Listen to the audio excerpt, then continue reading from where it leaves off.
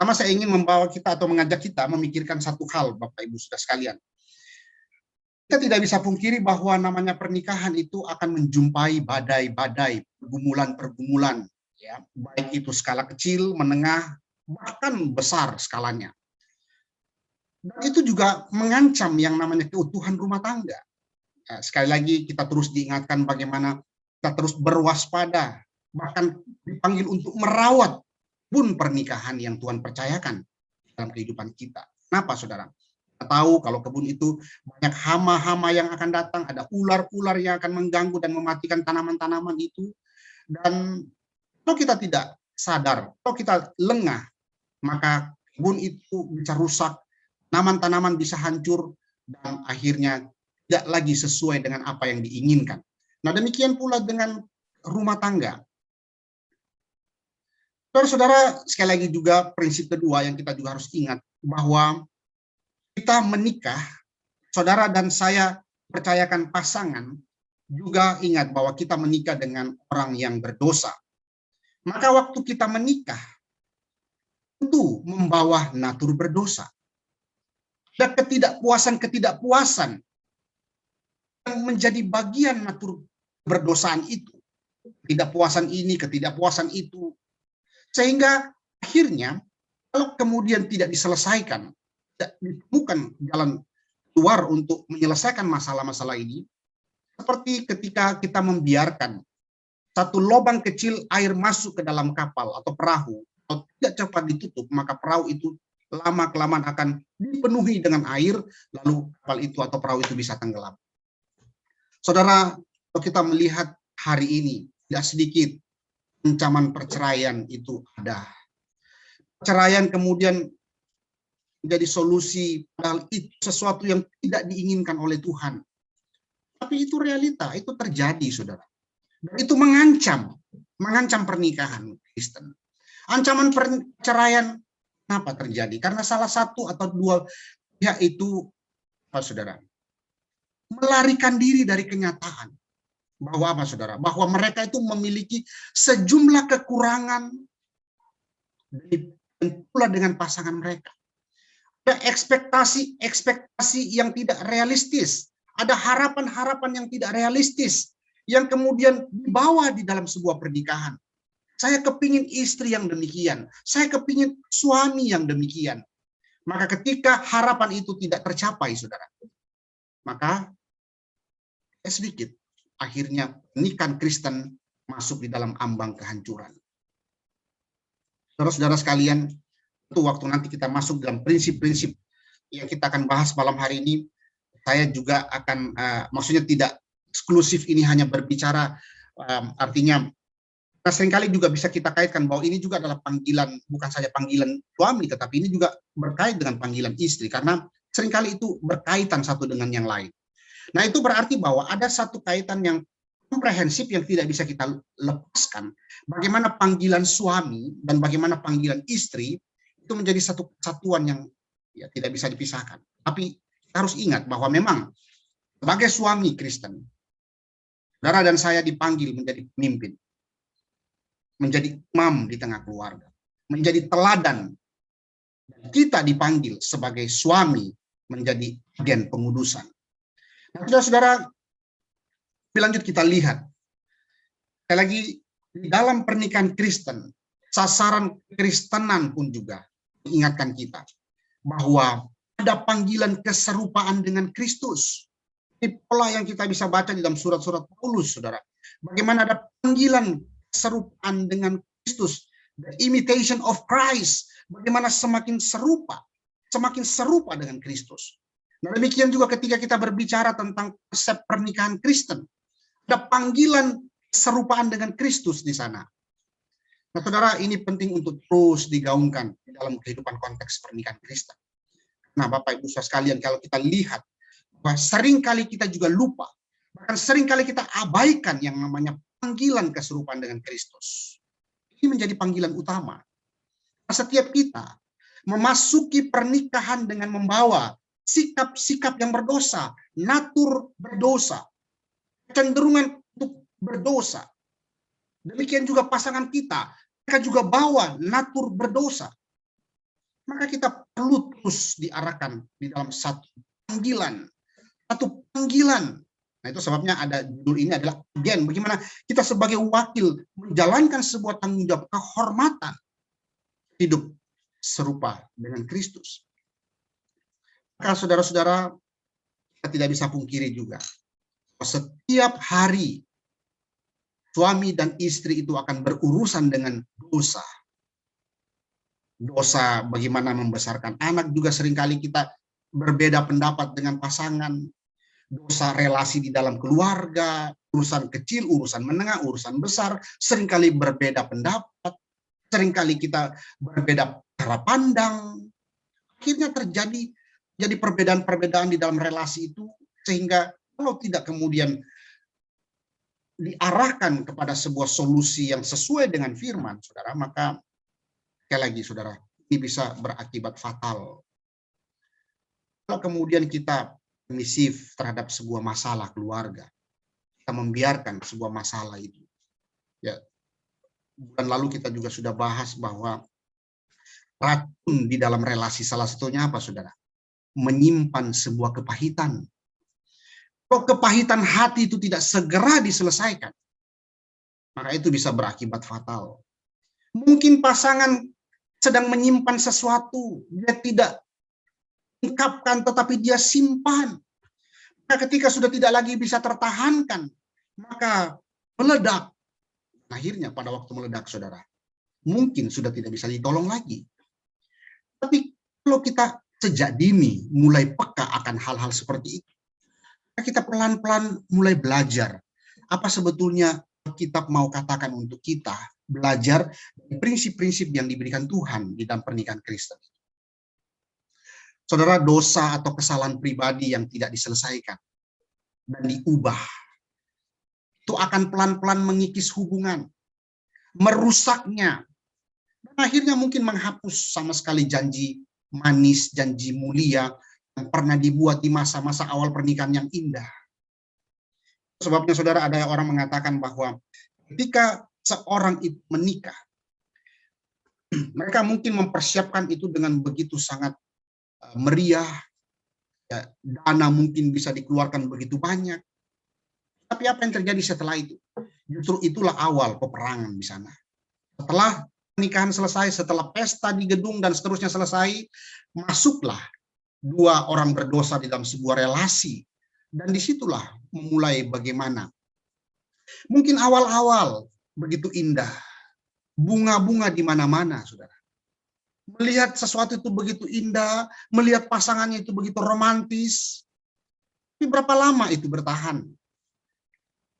Berapa lama kita bisa melihat pasangan kita itu tetap cantik, tetap indah, tetap mempesona seperti dulu? Tahukah? Sudah mulai pelan-pelan hilang di dalam ingatan kita. Masa-masa yang indah bahkan sudah mulai hilang dalam ingatan kita. Waktu berpacaran, berjalan berdua, naik perahu berdua, dan sebagainya, menikmati hutan berdua. Banyak hal indah-indah yang kita sudah lupakan. Dan yang paling mengerikan adalah kita sudah melupakan janji pernikahan kudus di altar gereja yang kudus. Kenapa, saudara? Karena adanya sesuatu potensi-potensi di dalam pernikahan yang selalu kita diingatkan bahwa kita ini manusia berdosa. Ada kecenderungan kita bawa natur berdosa itu dalam pernikahan. Sehingga kesalahan atau dosa-dosa pribadi yang tidak diselesaikan dan diubahkan itu akan pelan-pelan mengikis hubungan. Mungkin terlihat di luar orang itu begitu romantis, dilihat orang begitu sangat dekat, begitu sangat saling mengasihi, tetapi siapa yang sangka? Ternyata di rumah, saudara, mereka itu tidaklah tidaklah kemudian memiliki hubungan yang baik, pasangan suami istri. Nah, saudara, kalau kita melihat gejala-gejala seperti itu, kita diingatkan Tuhan diselesaikan. Nah, itu sebabnya saya rindu terus boleh diperlengkapi sebagai para suami, sebagai mungkin juga istri, ya, calon-calon suami, calon-calon istri, perlu terus diperlengkapi bagaimana menghidupi berita Injil ini, bagaimana menghidupi kebenaran-kebenaran Alkitab ini. Saudara, tidak sedikit ya pernikahan Kristen hari ini sedang diambang kehancuran. Ada orang sudah 20 tahun menikah, 25 tahun menikah, akhirnya bar. Ada orang yang mungkin sudah lihat itu begitu sangat kalau kita lihat dari luar, tidak ada sebetulnya yang bisa membuat mereka itu bisa hubungannya tidak lagi baik atau akhirnya mereka pisah. Kenapa, saudara? Mereka punya banyak uang misalnya, mereka punya kedudukan yang baik, apalagi yang kurang sebetulnya. Saudara kalau mungkin mendengar beberapa minggu yang lalu salah satu orang terkaya di dunia, saudara, akhirnya divorce begitu. Kalau kita pikir ini orang kurang apa sebetulnya ya? Kalau kita mau melihat sekali lagi, itu ada kurangnya memang, kurang ucapan syukur, kurang ada satu takutan kepada Tuhan dan sebagainya. Nah, saudara, kita melihat bagian ini ya. Pasangan yang sudah kemudian terus akumulasi, kepahitan, kekesalan, sesuatu yang tidak bisa lagi dipertahankan begitu. Akhirnya apa, saudara? Kita melihat fakta-fakta ini. Ambang kehancuran, suasana yang tidak lagi romantis, walaupun mungkin di luar tampak baik. Fakta-fakta yang kita lihat bagaimana pasangan yang sudah mulai mengkhianati kepercayaan. Melihat di depan pasangannya itu begitu baik, tapi di luar sana sedang memainkan sebuah drama yang membawa kehancuran keluarganya, saudara. Ini sebuah fakta-fakta yang kita tidak bisa pungkiri. Kita bisa lihat di luar sana. Dan hati-hati, kita pun juga, siapapun juga, bahkan hamba Tuhan sekalipun juga, tidak lepas, tidak kebal dari hal-hal seperti ini. Adanya pasangan yang sudah mulai mengkhianati kepercayaan. Adanya pasangan yang mulai meninggalkan panggilan kudus dalam pernikahannya. Ini fakta-fakta yang kita bisa lihat. Dan kemungkinan itu terjadi. Pada siapapun. Pada kita pun juga itu bisa terjadi, saudara. Mengapa orang yang terlihat begitu punya kekurangan tidak punya kekurangan atau berlimpah secara lahiriah, namun secara rohani merasa tertekan dan tidak merasa pasangannya adalah rekan yang menyenangkan? Kenapa? Itu berarti bahwa ada masalah-masalah internal, ada masalah-masalah, bahkan itu berbicara hati sebetulnya, tidak terselesaikan. Ada kepuasan-kepuasan yang tidak tercapai di sana, akhirnya menjadi kepahitan, dan karena itu berbicara kepahitan semakin besar, akhirnya tidak terbendung lagi, dan akhirnya menghasilkan kehancuran. Saudara, persekutuan kita ini akan memang banyak membahas tentang hal-hal yang berbicara realita hidup hari ini, bagaimana tantangan dan ancaman-ancaman di dalam pernikahan Kristen, lalu bagaimana Alkitab itu membawa kita melihat bagaimana sebetulnya panggilan kita sebagai suami, sebagai istri Kristen yang takut kepada Tuhan. Nah, ini latar belakang yang saya bisa sampaikan di slide awal, saudara. Lalu pertanyaannya adalah, bagaimana melihat tantangan dalam relasi pernikahan sebagai sarana untuk bertumbuh dan semakin hidup dalam kekudusan? Bukankah memang ini adalah panggilan utama kita? Panggilan utama suami dan istri yang takut kepada Allah adalah semakin bertumbuh. Saudara, kita jangan lupa bahwa Tuhan menghadirkan salah satu sarana untuk menguduskan suami, untuk menguduskan istri, yaitu sarana pernikahan. Pernikahan kita harus lihat di dalam konteks bukan utamanya mengejar kebahagiaan, tapi pernikahan Kristen berdasarkan Alkitab itu dilihat sebagai sarana untuk menguduskan kita, menguduskan suami, menguduskan istri, untuk semakin takut kepada Tuhan, untuk semakin bertumbuh di dalam kebenaran firman Tuhan, dan untuk semakin hidup serupa dengan Kristus. Itulah berita Injil yang sedang Tuhan percayakan untuk kita hidupi dalam konteks pernikahan. Tapi saudara-saudara, pertanyaannya adalah, mengapa fakta yang kita bisa lihat, begitu banyaknya orang kemudian melalaikan akan tanggung jawab sebagai suami, bahkan sebagai istri? Apa sebetulnya yang menyebabkan tujuan utama Tuhan, yaitu membawa atau memberikan sarana pernikahan, sarana pengudusan yaitu pernikahan ini, mengapa itu tidak tercapai? Mengapa kemudian banyak pernikahan Kristen kita melihat orang tidak semakin kudus? Orang itu semakin hidupnya bahkan tidak ada beda dengan dunia. Terus mengejar kenikmatan-kenikmatan dunia. Tidak mau belajar sangkal diri, pikul salib, mengikut Kristus. Tapi terus hidup di dalam keinginan-keinginannya sendiri.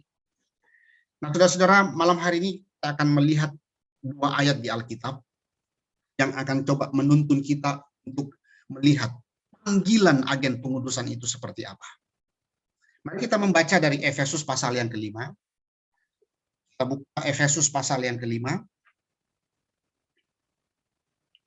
Ayat 25 dan 26. Ayat 25 dan 26.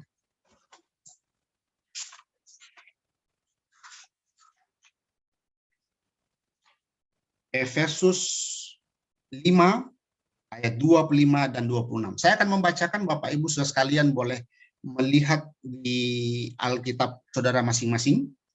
Efesus pasal yang kelima ayat 25 dan 26. Bacakan Bapak Ibu Saudara. Hai suami, kasihilah istrimu, sebagaimana Kristus telah mengasihi jemaat dan telah menyerahkan dirinya baginya. 26. Menguduskannya, sehingga ia menyucikannya dengan memandikannya dengan air dan firman. Ya. Sekali lagi, hai suami, kasihilah istrimu, sebagaimana Kristus telah mengasihi jemaat dan telah menyerahkan dirinya baginya, untuk menguduskannya, sudah ia menyucikannya dengan memandikannya dengan air dan firman. Saudara sekalian, surat Efesus adalah surat yang dituliskan oleh Rasul Paulus ketika dia ada di penjara di Roma pertama kali. Penjara pertama.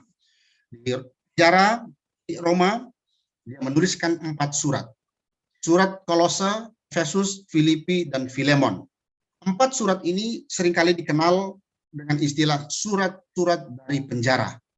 Dan kita melihat bahwa surat Efesus ini ya, juga disebut sebagai surat edaran, begitu ya, surat edaran. Apa? Karena surat ini kemudian nanti menjadi surat yang akan diedarkan di gereja-gereja di Asia Kecil zaman itu. Dan kalau saudara lihat, surat Efesus itu penekanan banyak kepada doktrin gereja.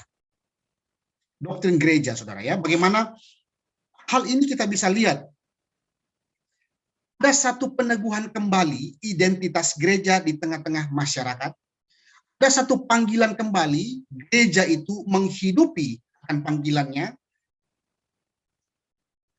Ada satu panggilan yang diingatkan oleh Tuhan melalui tulisan Paulus ini, bagaimana kehidupan gereja Tuhan, identitas baru yang dimiliki oleh gereja Tuhan, itu orang-orang percaya karena karya Kristus. Nah, saudara bisa melihat ada ada kemiripan yang kita bisa lihat antara surat Efesus dan Kolose. Semua memang berbicara tentang kristologi yang begitu kuat. Tapi kalau kita lihat tekanan yang lebih banyak itu, lihat juga memang Kolose banyak berbicara tentang Kristus sebagai kepala gereja. Surat Efesus banyak berbicara tentang gereja sebagai tubuh Kristus. Nah, sekarang kita coba lihat bagaimana karya Kristus itu membentuk identitas gereja. Nah, nanti kita bawa itu dalam konteks pernikahan Kristen. Bagaimana karya Kristus itu membentuk identitas dan panggilan gereja. Kita lihat, saudara ya. Dalam konteks bacaan kita ini, saudara, kita melihat kemudian Paulus itu mengambil konteks pernikahan ya untuk memberikan contoh bagaimana orang percaya hidup berelasi begitu ya. Ini kan ada relasi suami dan istri, lalu juga pasal yang 6 kan anak dan orang tuanya, hamba dan tuan dan seterusnya ya, ada relasi berarti. Nah, relasi seperti apa yang Tuhan ajarkan untuk hidupi? Dan kita lihat bagaimana konteks ini begitu sangat agung sekali berbicara tentang relasi antara Kristus dan jemaatnya. Yang dipersonifikasikan, yang digambarkan itu di dalam relasi suami dan istri. Kita lihat saudara ya. Kalau kita lihat baca ayat 25 ya. Hai suami, kasihilah istrimu. Jadi ada panggilan mengasihi istri. Panggilan mengasihi istri sebagaimana Kristus telah mengasihi jemaatnya dan telah menyerahkan dirinya baginya. Panggilan suami Kristen menyerupai Kristus. Kristus itu mengasihi jemaatnya, maka suami dipanggil untuk mengasihi istrinya. Nah, kasih seperti apa? Dasarnya apa? Lihatlah kembali Kristus. Ayat ini mengatakan, sebagaimana Kristus telah mengasihi jemaatnya dan menyerahkan dirinya baginya. Menyerahkan dirinya. Itu berarti ada apa? Ada unsur pengorbanan diri. Ada bayar harga yang dilakukan oleh Kristus itu bagi orang berdosa, bagi gereja, bagi orang-orang percaya. Nah, itu yang coba ditekankan oleh Paulus, bagaimana para suami itu menghidupi kehidupan suami di dalam rumah tangganya. Dikatakan situ, bagaimana mengasihi jemaat, Kristus telah mengasihi jemaat yang telah menyerahkan dirinya baginya. Jadi ayat 25 ini berbicara bagaimana ketundukan suami kepada istri diwujudkan itu dengan kasih. Itu ketundukan bukan di dalam nuansa negatif, Bapak Ibu saya sekalian. Tapi bagaimana dia belajar mengikuti apa yang Kristus lakukan, yaitu mengasihi istrinya. Kalau kita lihat ya, 3 kali Paulus menekankan kasih suami kepada istri. Sobat, kita lihat ayat 25. Lalu lihatlah lagi ayat 28, saudara. Demikian juga suami harus mengasihi istrinya. Lihat lagi ayat 33, saudara. Bagaimanapun juga bagi kamu masing-masing berlaku, kasihilah istrimu. Itu berarti bahwa ini penekanan, saudara. Paulus mengulanginya berkali-kali, berarti ini penekanan. Panggilan suami Kristen untuk mengasihi istrinya. Nah, saudara-saudara sekalian, kenapa Paulus mengulang ini? Paulus mengulangi berkali-kali ini, kenapa, saudara? Nah, zaman itu, orang-orang saat itu, saudara, kita lihat bagaimana kehidupan ya, para suami. Para suami itu mudah sekali itu menyalahgunakan fungsinya sebagai kepala istri, kepala terhadap istrinya. Bertindak dengan tidak bijaksana, bertindak dengan semena-mena, memperlakukan istri dengan begitu tidak manusiawi dan seterusnya. Maka itu menjadi pergumulan orang-orang di Efesus. Kita tahu Efesus salah satu kota yang berbudaya tinggi. Kita tahu Efesus kota yang bagaimana juga Injil pernah diberitakan di sana. Tapi kita lihat bahwa konteks budaya yang begitu kuat itu yang disoroti kembali oleh Paulus saat itu untuk mengingatkan para suami Kristen untuk berlaku kasih kepada istrinya. Saudara, lihat ayat ini. Saya kutip dari seorang teolog bernama Peter O'Brien, saudara. Dia mengatakan ayat ini lebih berbicara bahwa setiap suami itu terus menunjukkan kepedulian dan pelayanan kasih untuk kesejahteraan menyeluruh istrinya. Sekali lagi, bahwa berbicara tentang kasih yang mengikuti teladan Kristus yang mengasihi jemaatnya, itu berarti sedang merujuk kepada sebuah kepedulian total, pelayanan kasih untuk kesejahteraan istrinya. Nah, saudara, kesejahteraan istrinya seperti apa yang dimaksud sini? Brian kemudian melanjutkan bahwa ini berbicara tentang tanggung jawab suami terhadap istrinya. Tanggung jawab seperti apa? Kesejahteraan seperti apa? Lebih berbicara tentang bagaimana kesejahteraan rohani bagi istri. Atau dengan kata lain, bahasa sederhana yang kalau kita bisa katakan bahwa tanggung jawab kerohanian istri ada pada suami. Pertumbuhan rohani istri itu ada pada suami. Dan itu bentuk kasih. Jadi, bagaimana Kristus yang mengasihi jemaat? Kenapa itu bisa ada? Karena kita lihat coba ayat yang ke-26. Kita bisa memahami makna ini lebih jauh lagi ketika kita melihat kenapa Kristus mengasihi jemaatnya. Itu ayat 26 jawabannya. Lihat ya. Untuk menguduskannya. Untuk menguduskannya. Jadi ayat 25, ayat 26 kalau kita kaitkan berarti kasih Kristus kepada jemaat yang rela memberikan dengan cara memberikan dirinya di jemaat untuk apa? Agar jemaat itu kudus atau untuk menguduskan jemaat. Jadi saudara-saudara sekalian, kita lihat ya, teladan dan dasar kasih suami untuk istrinya adalah kasih Kristus untuk jemaat. Kasih suami kepada istri sama seperti kasih Kristus kepada jemaat. Kasih seperti apa? Menyerahkan diri untuk jemaat, berkorban untuk jemaat. Apa, saudara?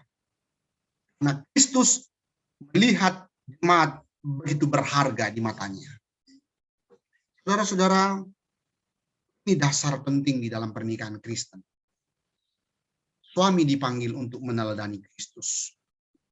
Suami dipanggil untuk menghidupi kasih Kristus kepada istrinya. Menyerahkan diri, berkorban, dan yang paling penting juga adalah untuk apa? Dikatakan 26, untuk menguduskannya.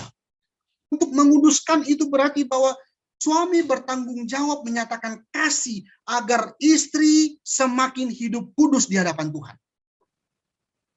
Itu sebabnya judul kita agen pengudusan. Nah, kita akan berbicara lebih jauh lagi, agen pengudusan itu seperti apa, dan tantangannya itu apa. Nah, kita lihat, kasih yang tulus, kasih yang murni, kasih yang bergairah. Nah, saudara ingat ya, ini kemudian jadi kegagalan Efesus nanti di kitab Wahyu.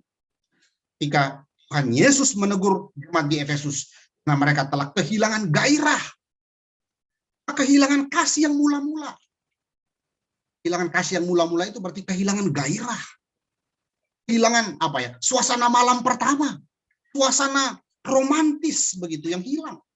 Hasrat itu hilang. Nah, secara fenomena ya, secara apa? Luar kita lihat ada pelayanan, ada bentuk-bentuk kegiatan, tetapi tidak didasarkan oleh kasih yang membara. Tidak didasarkan oleh gairah yang begitu menggebu-gebu. Nah ini saudara, ini mengingatkan kita kembali saudara, bagaimana para suami dipanggil untuk memiliki gairah, hasrat mengasihi istrinya. Tidak saja dilihat di dalam nuansa biologis, tapi punya hasrat yang menggebu-gebu supaya pasangannya itu juga semakin hidup kudus, bertumbuh di dalam kerohaniannya. Itu yang dimaksud. Nah ayat 25, jawabannya di 26. Untuk menguduskannya. Saudara, kita lihat. Tapi memang ini sulit untuk dikerjakan. Kenapa, saudara? Karena sekali lagi, kita berhadapan dengan manusia berdosa. Tapi bukan berarti, saudara, kita tidak perjuangkan itu. Kitab selalu arahkan kita bahwa ada pengharapan. Tetaplah terus berjuang. Walaupun ada kalanya jemaat itu bersalah karena kegagalan mereka. Walaupun saudara dan saya itu seringkali gagal mengikut Kristus. Bukankah Kristus tetap mengasihi kita? Ini sebetulnya poin-poin ini sudah ada di pertemuan sebelumnya. Tetapi kita coba ulang lagi dengan menekankan dalam aspek yang lebih luas, saudara. Bagaimana ini menjadi bagian penting, saudara dan saya menghidupi bagian ini. 26 sekali lagi. Untuk menguduskannya sesudah ia menyucikannya. Ini maksud bagaimana Kristus menyerahkan dirinya mati bagi jemaatnya. Agar jemaatnya itu kembali dapat menjalankan panggilan kekudusan dalam dunia ini. Saudara dan saya dipanggil sebagai agen pengudusan. Agar istri bertumbuh secara rohani. Agar istri terus berada di dalam kekudusan hidupnya. Itu tanggung jawab suami, saudara. Kita nggak bisa lepaskan tanggung jawab itu. Kita bukan lagi dua, tapi sudah satu. Pergumulan suami, pergumulan istri. Pergumulan istri, pergumulan suami. Rohanian istri pun juga tanggung jawab para suami. Nah, kira-kira mau dibawa ke sana. Jadi Bapak Ibu ingat kembali Efesus pasal 1 ayat 4. Saya bacakan kembali ya, Efesus 1 ayat 4.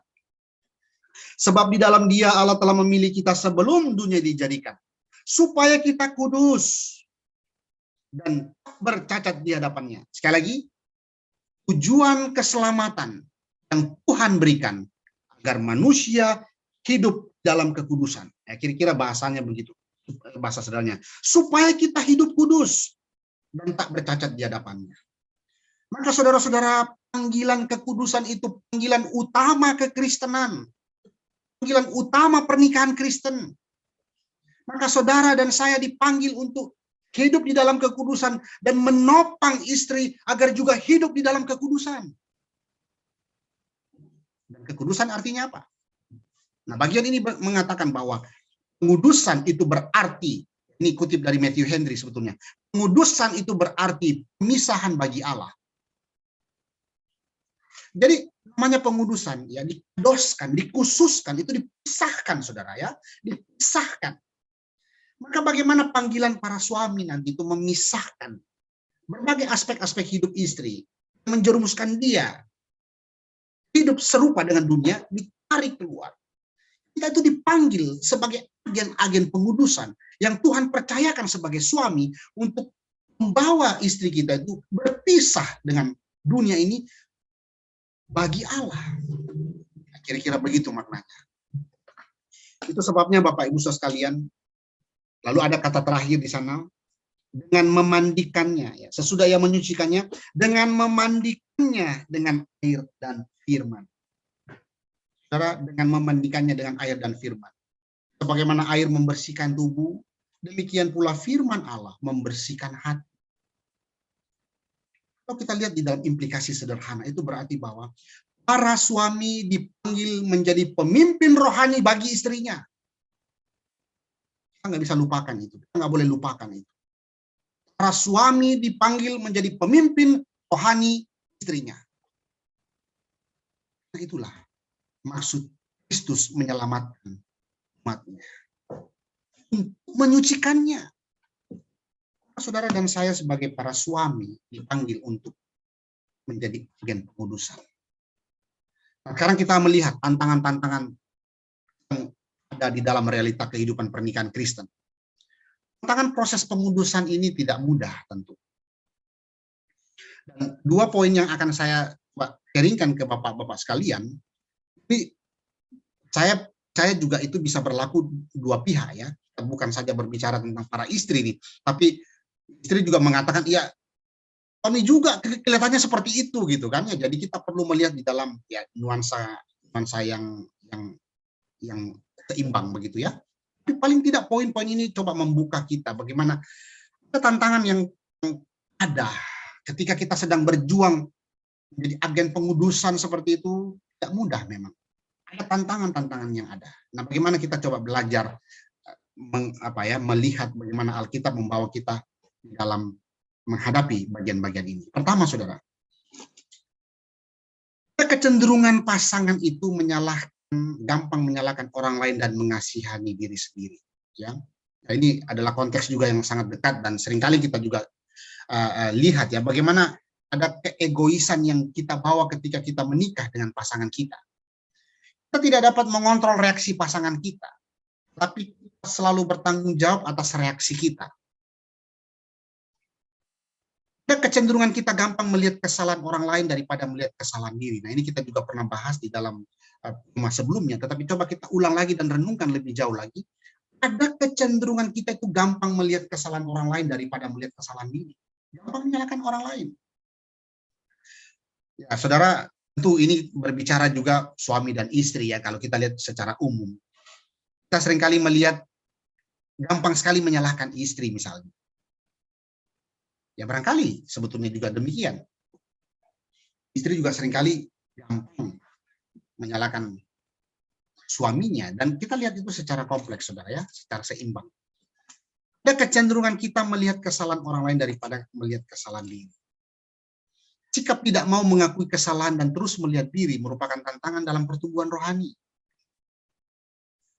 Saudara, poin ini berbicara sebetulnya dengan pasangan, atau kita berbicara lebih tepatnya ini, kenapa sulit sekali terjadinya pengudusan bagi pasangan, ya, bagi pasangan. Ya, itu bisa berbicara istri, bisa berbicara suami. Kita bisa melihat itu di dalam konteks suami istri. Sikap yang tidak mau mengakui kesalahan dan terus melihat diri merupakan tantangan dalam pertumbuhan rohani. Kalau kita terus melihat diri dan diri, kita terus melihat kita ini, ya, terus berpusat kepada diri, ingin tampil menjadi suami yang menyenangkan, dan justru menjadi suami yang kurang baik, ingin memperlihatkan kesempurnaan di depan istri, tapi kemudian mengabaikan hal yang lain. Gampang bertindak sebagai korban, bermain sebagai korban. Sedikit-sedikit pasangan yang disalahkan, terus merasa diri korban, ya. Semua dekat dengan hal ini sebetulnya. Ya, kita rentan jatuh di dalam hal seperti ini. Maka bagaimana kita melihat solusinya, saudara? Ada kejujuran. Ada kejujuran, ada koreksi hati untuk mau membuka hati untuk sebuah perubahan. Tidak menuntut pasangan berubah terlebih dahulu, namun suami yang terlebih dahulu berubah. Seringkali kan kita gitu ya, apalagi kalau kita yang mungkin yang kerja, ya, kita yang kerja, yang istri di rumah, atau kita mungkin sama-sama kerja tetapi kita berkedudukan lebih tinggi, atau hal-hal lain yang membuat kita merasa bahwa kita tuh lebih derajatnya tinggi sebetulnya daripada pasangan kita. Maka hati itu sudah mulai menghasilkan sebuah sikap yang mulai sombong begitu dan menganggap orang lain itu rendah. Saudara, mari kita belajar membuka hati kita, mengoreksi dan jujur di hadapan Tuhan.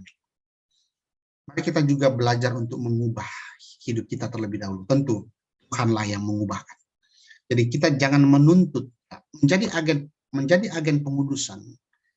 Tantangan yang dialami, yang kita hadapi adalah kita gampang sekali melihat diri, menyalahkan orang lain. Tapi mari kita belajar untuk terus dikoreksi oleh firman Tuhan.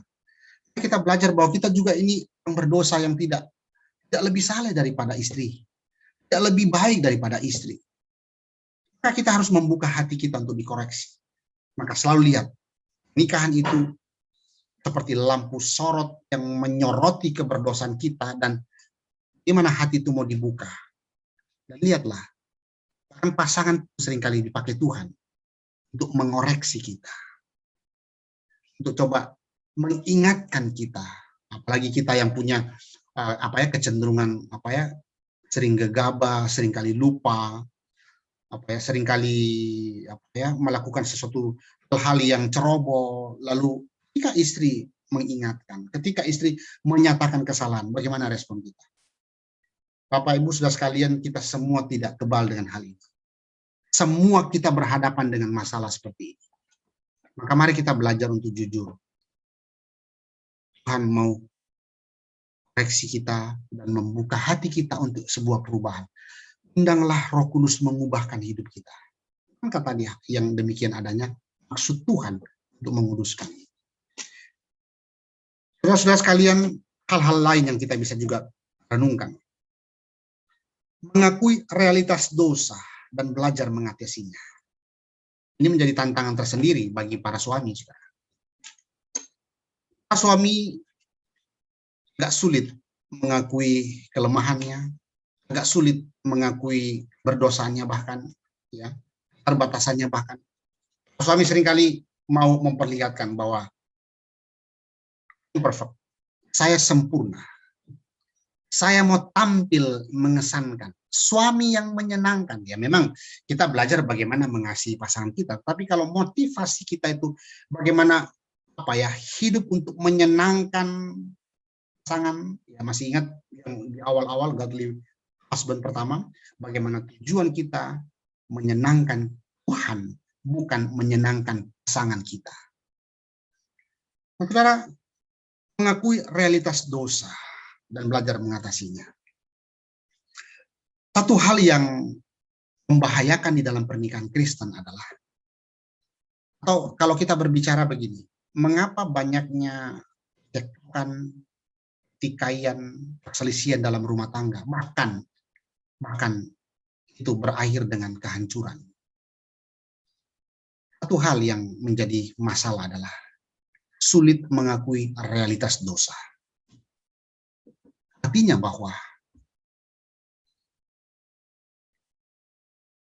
pasangan itu tidak menyadari keterbatasannya dan bergantung kepada Tuhan. Tidak menyadari bahwa naturnya ini natur berdosa. Dan dosa itu ada, itu realita. Tapi dianggap sepi dan menganggap bahwa dia mampu mempertahankan pernikahannya. Akhirnya saudara, lupa bahwa suami istri membawa natur berdosanya di dalam pernikahan. Nah, realitas ini kita harus pelajari. Kita harus lihat. Dan kita belajar mengatasinya seperti apa. Bukan berpura-pura kemudian menutupi realitas buruk itu. Kalau ada satu masalah dalam pernikahan, ada kepahitan-kepahitan, ada dosa yang sedang berkembang di dalam suami atau di dalam istri, lalu berpura-pura menutupinya itu dengan kelihatan itu baik di depan pasangan, kelihatan itu melayani pasangannya. Ya saudara, mungkin sedang menyimpan dosa. Ada sebuah dosa perselingkuhan barangkali, ada sebuah dosa yang lain barangkali. Dan bahaya berikutnya adalah menganggap masalah dosa itu gampang untuk diselesaikan. Ada gampang lah itu, 1 hari juga udah selesai. Istri saya juga paling dengan kalimat ini paling dia sudah selesai tuh, paling dia udah tenang tuh. Dengan membelikan apa misalnya kesayangannya, misalnya sudah dengan membelikan ini, udah selesai lah itu. Sebetulnya saudara, selesai masalah dosa itu tidak sesederhana itu. Apalagi berbicara dosa yang serius, saudara. Maka jangan menganggap enteng atau gampang untuk menyelesaikan masalah itu. Lihatlah ini masalah dengan serius, atasilah sesegera mungkin, datanglah kepada Tuhan, mohon pertolongan Tuhan, dan ingat bahwa janganlah terus antroposentris, berpusat kepada diri. Lihatlah bahwa pasangan kita juga itu ada anugerah Tuhan di dalam. Tuhan menciptakan. Lihatlah bahwa pasangan kita juga itu adalah orang yang Tuhan juga ciptakan menurut gambar dan rupa Allah. Lihatlah pasangan kita itu adalah putri yang dikasihi oleh Tuhan. Maka kita lihat bahwa menyelesaikan, mengakui realitas dosa itu penting sekali dalam pernikahan. Jangan ditunda-tunda, diselesaikanlah itu dengan cinta kasih. 2, saudara.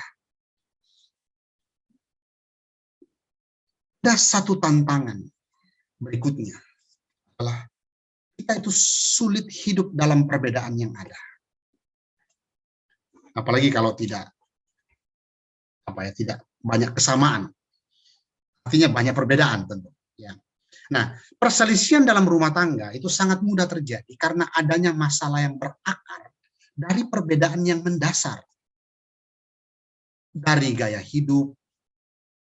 Ya, gaya hidup itu bisa bervariasi, saudara. Ada macam-macam perbedaan misalnya di dalam ya banyak hal misalnya. Cara kita meletakkan pakaian kah, cara kita ya menggantung handuk yang basah saja misalnya, itu bisa berbeda. Gaya hidup.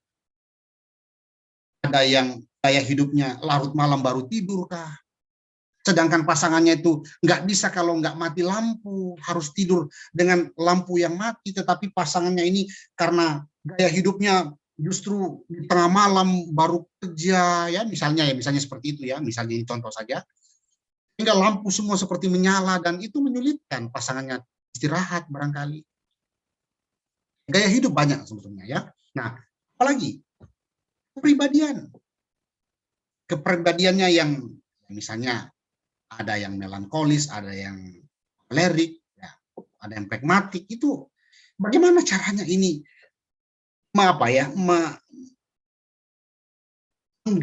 bukan menggabungkan, tetapi ada di dalam sebuah atau satu komunitas ketika ada kepribadian-kepribadian yang berbeda.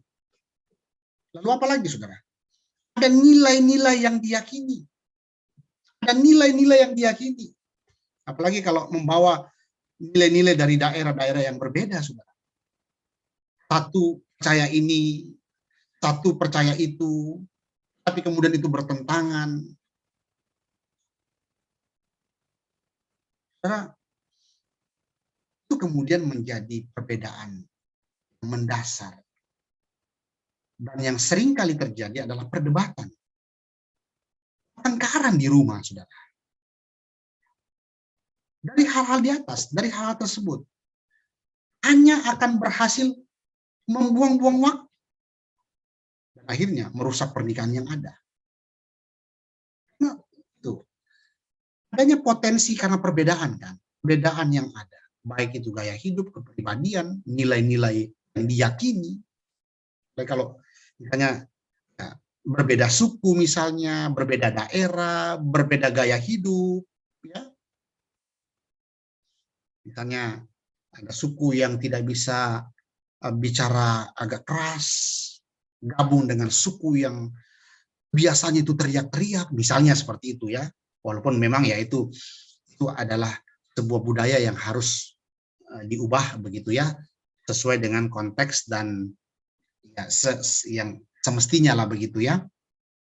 Nah, mungkin dulu waktu kecil, remaja pemudanya, dia di gunung yang kemudian banyak bergaul dengan teman-temannya yang di sebelah gunung, sehingga komunikasinya seringkali teriak-teriak begitu ya.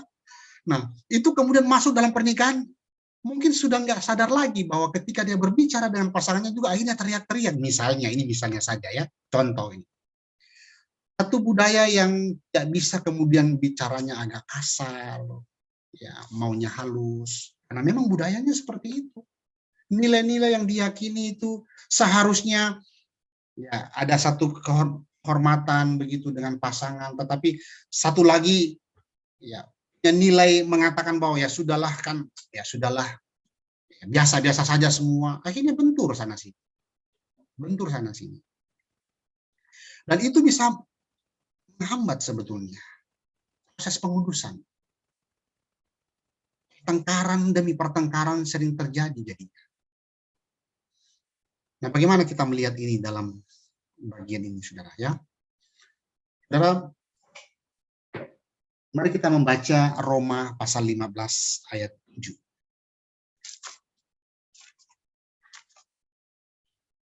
Roma pasal 15 ayat 7.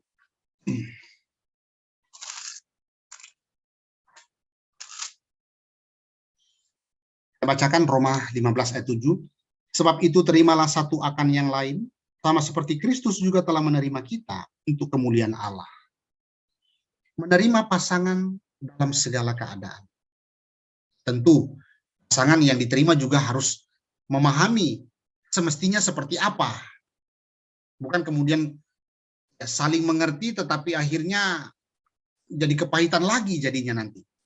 Tapi bagaimana kita belajar memahami satu dengan yang lain di dalam itu, di dalam ini ya dikatakan untuk kemuliaan Allah. Untuk kemuliaan Allah itu berarti bahwa nama Tuhan dipermuliakan di sana, tidak jadi batu sandungan bagi orang lain, menjadi berkat bagi orang lain dan seterusnya. Itu makna kemuliaan Allah, Saudara. Nah, kita bisa pikirkan itu lebih jauh ya.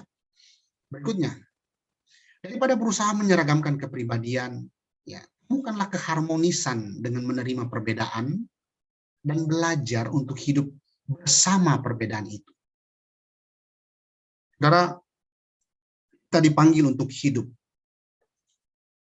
Ya, hidup untuk apa ya?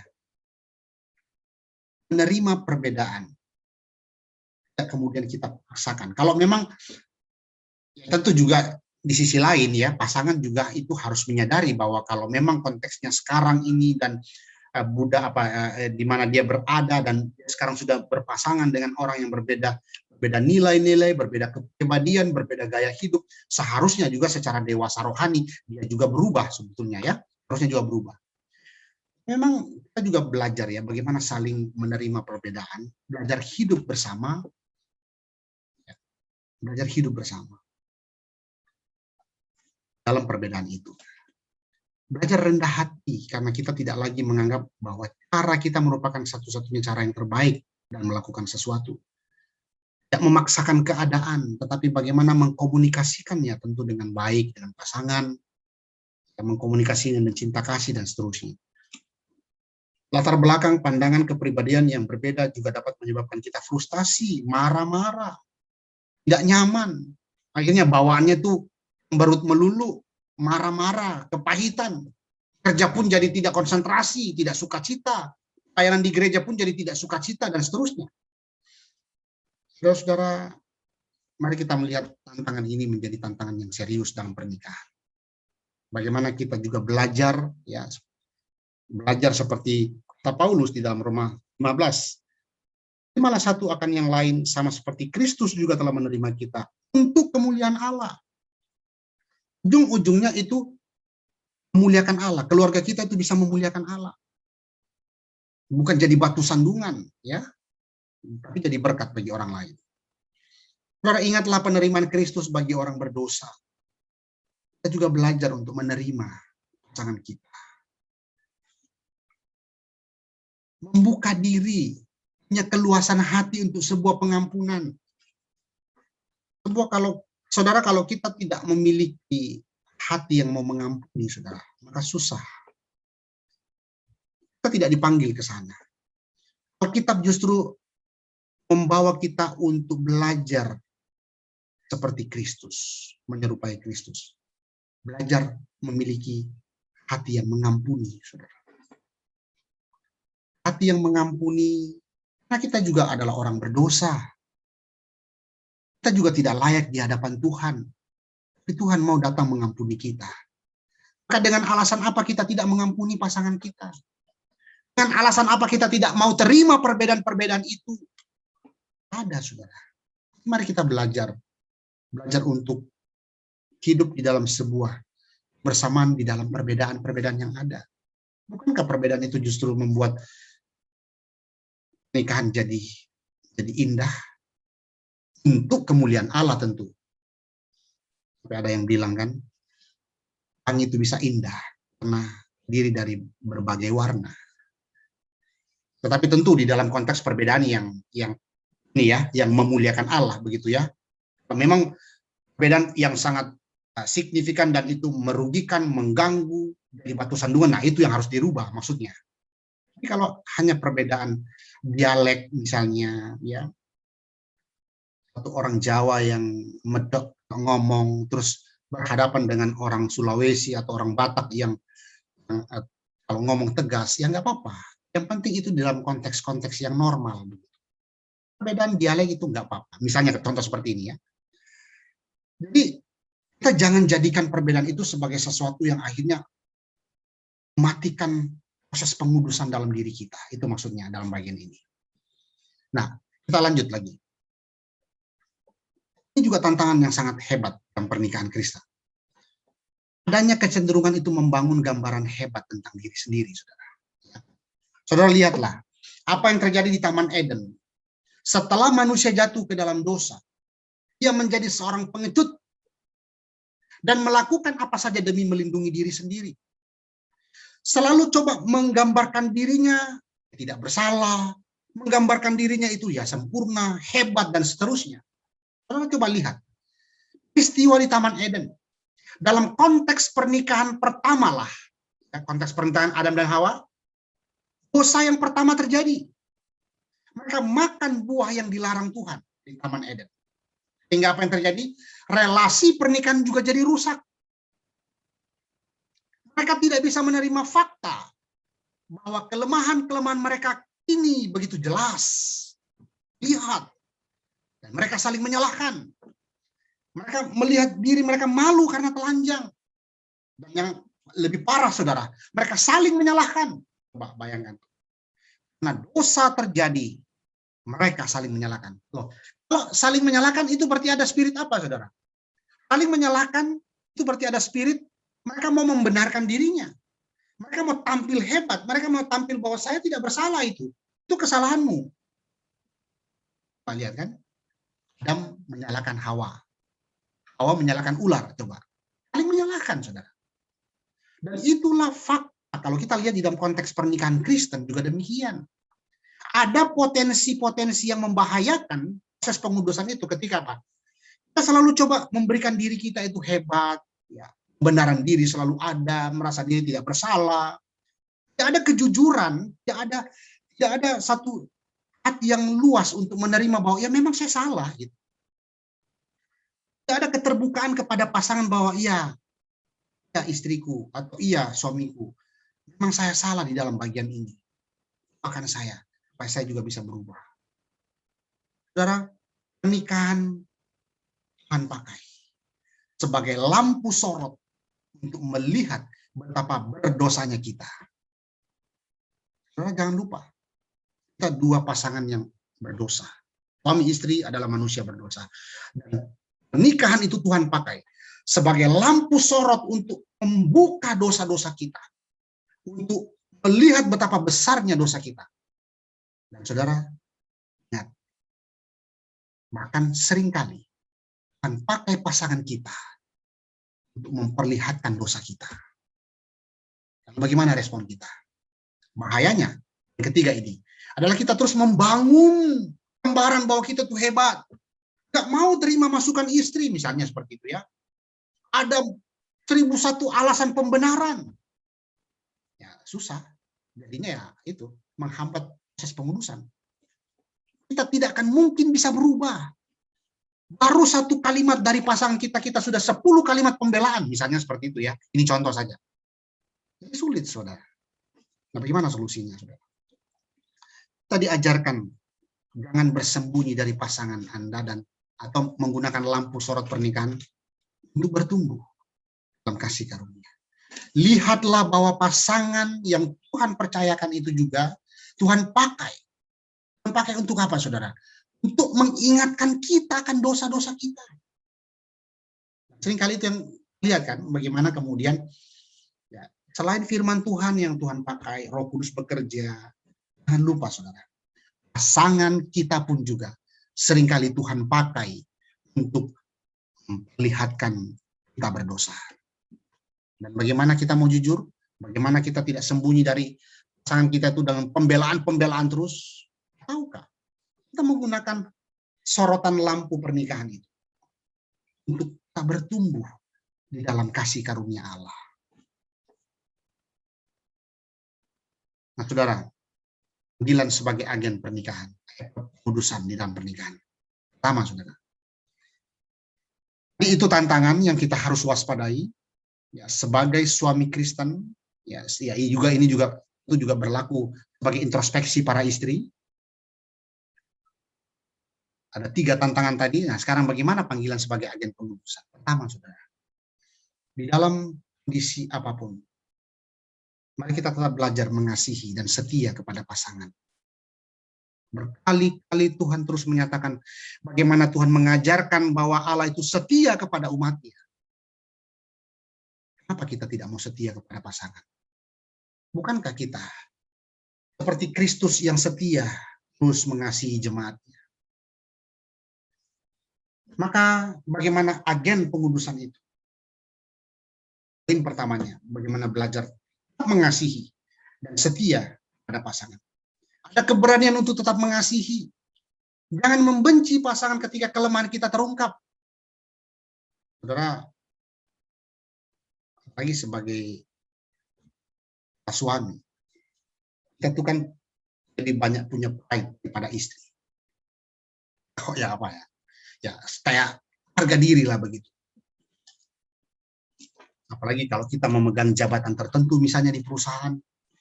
Ya. Padahal istrilah yang paling tahu kita di rumah sebetulnya. Maka bersyukurlah kalau kemudian istri itu mengingatkan. Jangan kemudian kita lari daripada kenyataan itu, bahkan mungkin membencinya. Jangan, saudara. Sekali lagi, kita lihat pernikahan Kristen itu seperti lampu sorot untuk membuka kelemahan-kelemahan kita. Dan seringkali Tuhan pakai istri atau pasangan kita. Berikan kebebasan untuk menghadapi kelemahannya dan menerima mereka. Masih ada pengharapan. Jangan lihat terus kelemahan pasangan kita sebagai sesuatu yang akhirnya kita tidak lagi melihat harapan di sana. Sekali lagi, saudara, lihatlah bahwa ada pengharapan pasangan kita juga Tuhan akan ubahkan. Di dalam segala kelemahan-kelemahan yang ada, dalam segala kegagalan yang ada, masih ada pengharapan itu. Cara pandang bahwa saya tidak hanya memikirkan bagaimana mengatasi dosa-dosa saya yang disingkapkan melalui pernikahan, tetapi juga bagaimana saya melakukan istri saya ketika dosanya terungkap. Apakah saya akan menghancurkannya? Apakah saya akan mempermalukannya di depan umum? Apakah saya menguasainya, menekannya? Ataukah saya melakukannya dengan lemah lembut dan penuh kasih? Menuntun istri saya mengikuti teladan Kristus. Ini panggilan kudusan. Suami-suami Kristen dipanggil seperti tadi. Kristus menyelamatkan dengan mengorbankan dirinya bagi jemaatnya untuk menguduskannya. Berarti bahwa saudara dan saya sebagai suami dipanggil untuk sebagai pemimpin rohani pasangan kita atau istri kita. Maka di dalam kelemahan-kelemahan para istri yang ada, jangan kemudian kita hakimi dengan tidak sesuai dengan kebenaran Alkitab. Bagaimana kita mengayomi, bagaimana kita menuntun, memperlakukan dengan lemah lembut dan penuh kasih, menuntun istri mengikuti teladan Kristus. Semakin bertumbuh di dalam kebenaran, semakin hidup di dalam kekudusan. Saya ingin bacakan 1 Tesalonika pasal 5 ayat 11. Karena itu, nasihatilah seorang akan yang lain, dan saling membangunlah kamu, seperti yang memang kamu lakukan. Saling membangun, bukan saling menjatuhkan. Saling membangun, bukan saling menjatuhkan. Nah, di sisi lain, maksudnya istri pun kadang dapat dipakai Tuhan sebagai cermin agar suami melihat dosa-dosanya, dan tentu agar dosa-dosanya dikonfrontasi dan ditinggalkan. Suami harus punya keberanian untuk terbuka pada pasangannya. Ada kejujuran dan keterbukaan. Yang kedua, saudara, sebagai agen pengudusan, saudara dan saya sebagai suami Kristen juga dipanggil untuk menghidupi sebuah prinsip kebenaran sebagai agen pengudusan, yaitu apa? Milikilah sebuah kerinduan agung. Kerinduan agung dari sebuah kasih yang tulus. Ini maksudnya apa, saudara? Ini maksudnya bahwa Kristus yang telah memberikan dirinya bagi jemaatnya untuk menguduskannya dan mencucikannya sehingga jemaat menjadi kudus. Seorang suami yang benar-benar mencintai istrinya pasti punya kerinduan besar, saudara. Menginginkan istrinya itu bertumbuh dalam kekudusan. Menginginkan istrinya itu takut akan Tuhan. Dan itulah kerinduan kudus, kerinduan agung. Saudara dan saya dipanggil sebagai para suami untuk menghidupi agen pengudusan dengan satu prinsip: kita punya kerinduan, kita punya hasrat terdalam, tinggi. Bagaimana kita rindu dengan kasih yang tulus itu agar istri semakin takut akan Tuhan. Suami dipanggil menyatakan kasih Allah dengan cara seperti Kristus, dengan cara mengosongkan dirinya bagi gerejanya agar hidup di dalam kekudusan. Maka saudara, kita sebagai suami memang tuntutan lebih banyak dalam hal ini. Artinya kita sebagai pemimpin keluarga, kita sebagai pemimpin rohani, kita dipanggil menyerupai Kristus yang rela memberikan dirinya.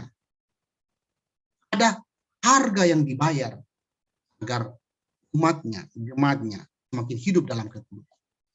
Maka saudara sebagai suami Kristen dipanggil untuk bagaimana berupaya, bagaimana punya kerinduan agung agar istri semakin takut kepada Tuhan, hidup dalam kekudusan.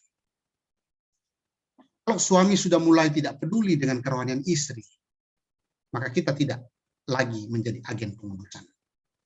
Agen pengudusan salah satunya adalah bagaimana dia punya kerinduan pasangannya itu semakin takut kepada Tuhan. Itu bentuk kasih. Itu bentuk kasih. Suami mengasihi istrinya dengan segala tanggung jawab demi sebuah kerinduan agung agar istrinya mengalami perubahan dari Tuhan melalui teladan hidup.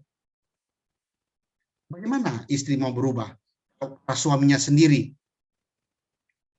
terus hidup di dalam dosa misalnya?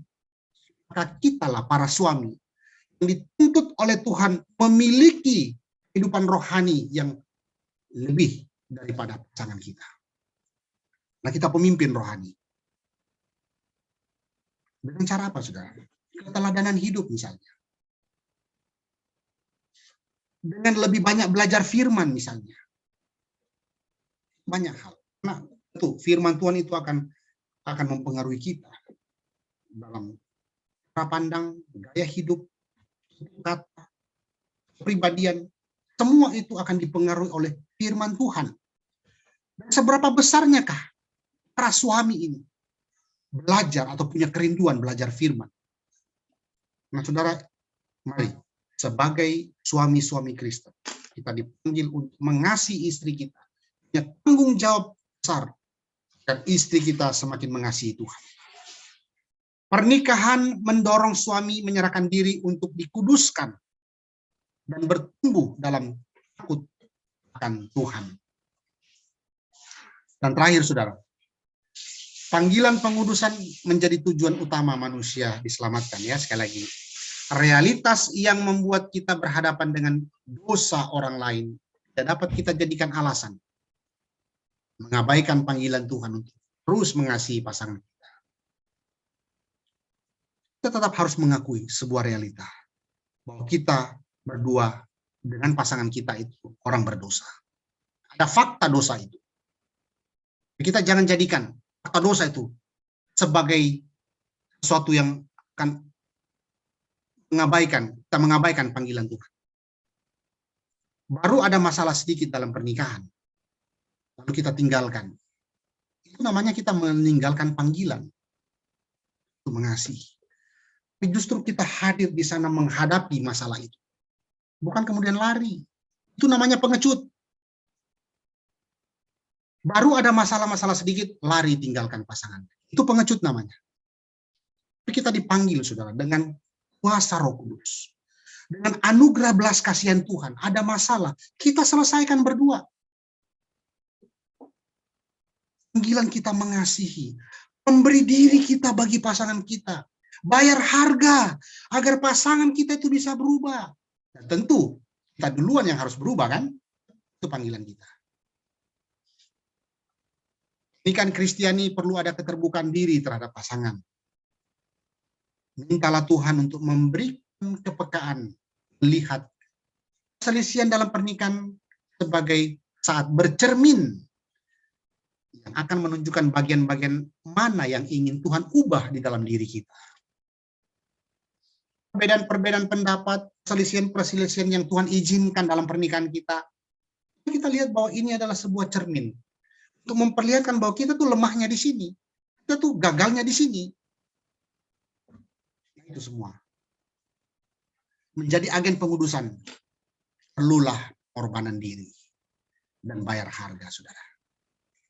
Jangan tinggalkan panggilan kita sebagai suami mengasihi istri kita, rindu sebagai agen pengudusan agar istri mengalami proses-proses pengudusan yang semakin bertumbuh di dalam Tuhan. Perubahan memerlukan waktu. Jangan mengharapkan instan. Oh, besok istriku pasti berubah. Besok suamiku pasti berubah. Ya, memang harapannya begitu, saudara. Tapi ya, kadang-kadang realitanya tidak seperti itu. Karena memang kita terus berproses kok. Kita terus berproses. Dan mari kita belajar menerima pembentukan Tuhan itu. Jangan kita mengambil waktunya Tuhan proses. Jangan kemudian kita bypass begitu ya, melewati waktunya Tuhan. Kita seperti mau hari ini juga istriku itu takut akan Tuhan, suamiku itu takut akan Tuhan. Nggak bisa begitu. Butuh proses, saudara. Maka dalam proses itu kita tetap harus memiliki pengharapan bahwa suatu saat Tuhan akan ubahkan dia. Jangan lari dari panggilan itu. Soli Deo Gloria. Kiranya semua kemuliaan hanya untuk Tuhan. Kiranya pernikahan yang Tuhan percayakan, saudara dan saya, yang diberikan pasangan masing-masing, kiranya kita bawa pernikahan yang Tuhan percayakan itu bagi kemuliaan Allah.